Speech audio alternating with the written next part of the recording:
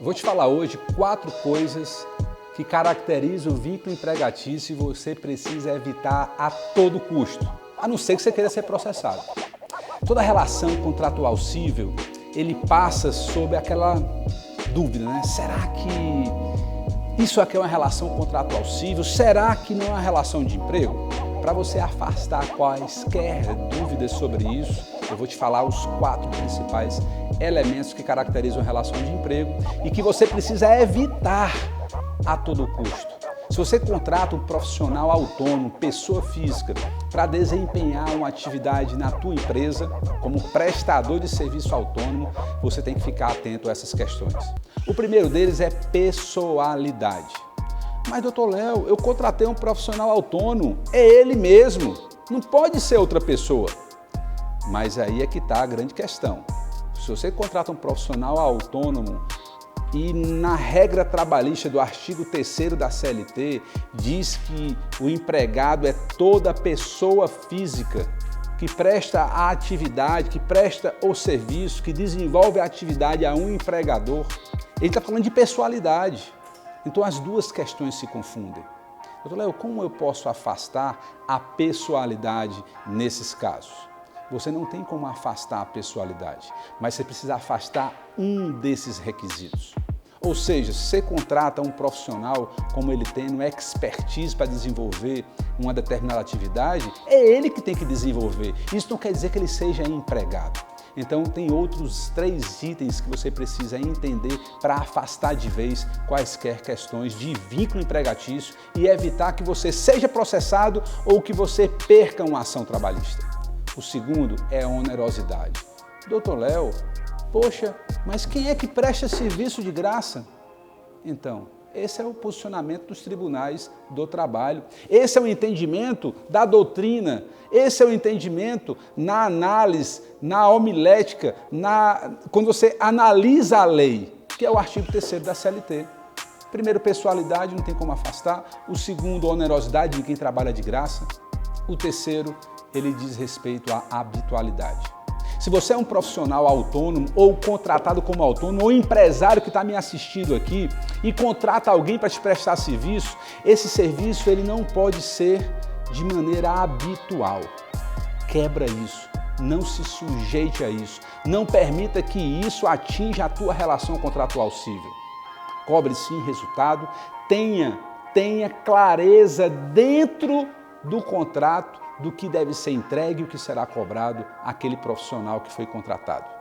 Mesmo havendo pessoalidade, mesmo havendo onerosidade, mas na hora que você afasta a habitualidade, você já rompeu a cadeia do artigo 3º da CLT e descaracteriza quaisquer pretensões de reconhecimento de vínculo empregatício e a cobrança de todas as verbas reflexas referente a essa relação. Tenha cuidado na hora de contratar. Tenha cláusulas precisas dentro do contrato que afastem essa habitualidade.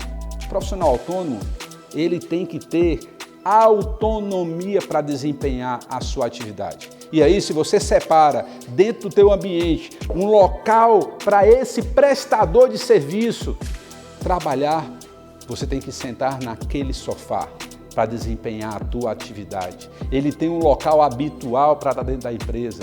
Não é só uma sala de reuniões, é o local onde ele habitualmente está. E a habitualidade também fala sobre horário, sobre jornada. Ele tem que chegar na hora X e sair na hora Y. Essa habitualidade que são a quantidade de vezes por semana que obrigatoriamente tem que estar lá, bater ponto. Utilizar muitas vezes um fardamento específico.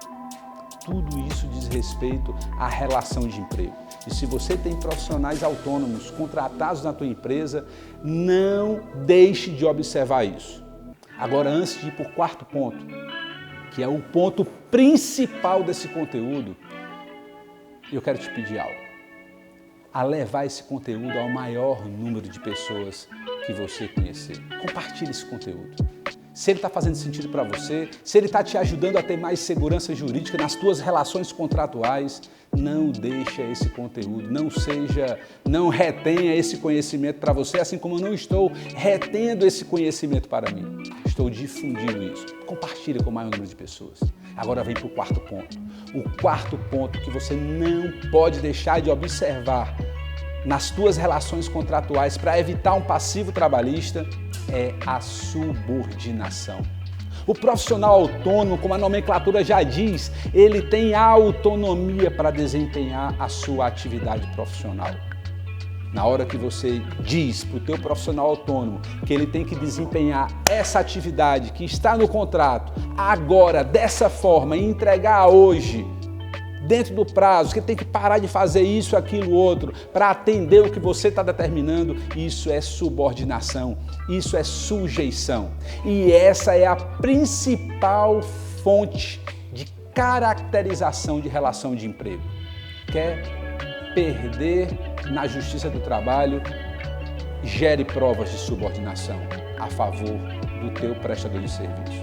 Porque a subordinação, ela é crucial na determinação do vínculo de emprego.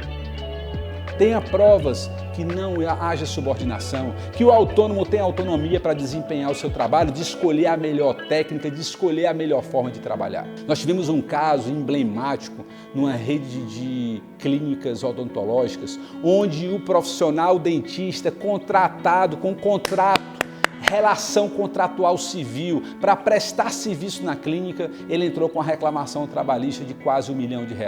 E nessa reclamação trabalhista ele dizia, na reclamação trabalhista, eu era sujeito a ordens, eu tinha que atender o paciente A, B e C, eu tinha que estar lá 2 vezes por semana, eu tinha isso, eu tinha sujeição e aquilo outro. Ele criou todo um contexto, pedindo reconhecimento de vínculo, pedindo todo a férias dos últimos 5 anos, aí vinha férias dobradas, pedia um monte de questões. E como ele era dentista, ainda tinha as regras de jornada, não podia exceder a um limite X de horas semanais, ele passava disso segundo a ação inicial, segundo o que ele descreveu na ação.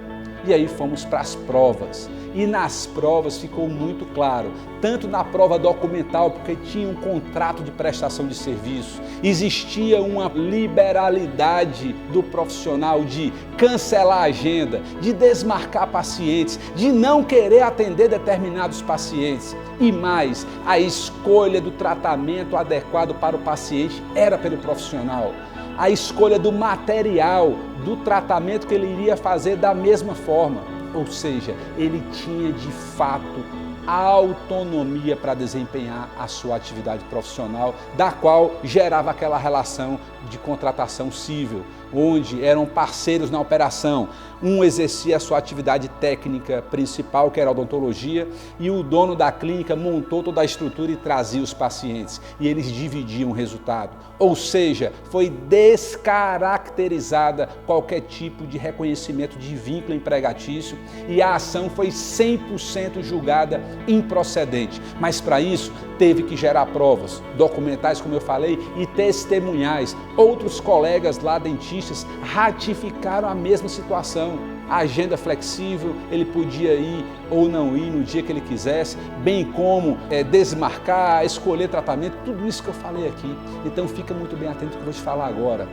Para você ganhar na Justiça do Trabalho, precisa ter provas. Então, durante a tua jornada, amealha essas provas. Deixa isso documentado, para que quando você precisar, você não vá atrás ainda de juntar documentos ou de provas. Apenas apresentar à Justiça, caso você seja demandado judicialmente. Gostou desse conteúdo? Dá o teu like, deixa o teu comentário, coloca aqui qual foi o teu maior aprendizado desse conteúdo e compartilha com o maior número de pessoas. Nos vemos nos próximos vídeos. Um abraço!